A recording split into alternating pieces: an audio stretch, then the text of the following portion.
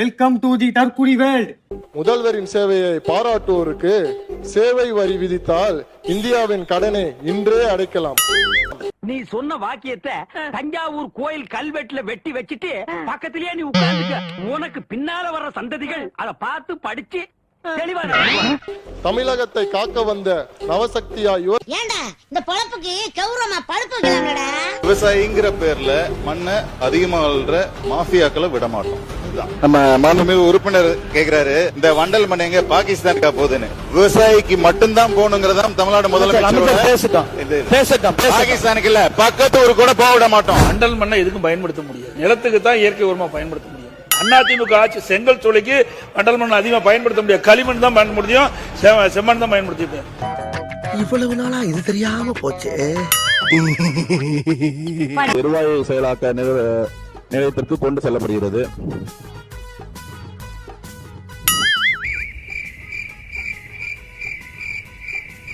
தற்போது இந்த இந்துஸ்தான் ஆயில் நிறுவனமானது மேற்கூறிய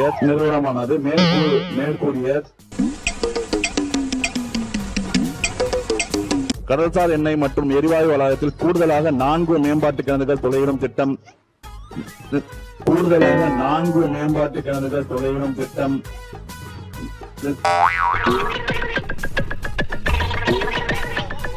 நிறுவுவதற்காக உத்தேசித்துள்ளது.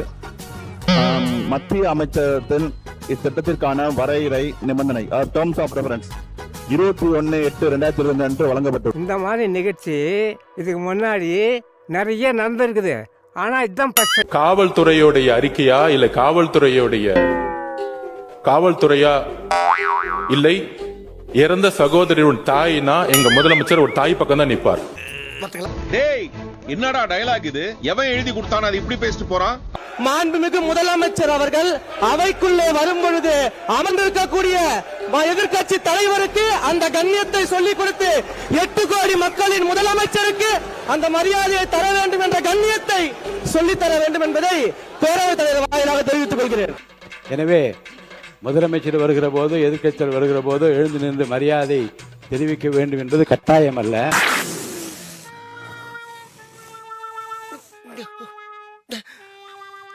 $44 லட்சம் விவசாயிகளுக்கு ரூபாய் 5932.23 கோடி அளவிலான அவன் இன்னும் திருந்தலமாமா.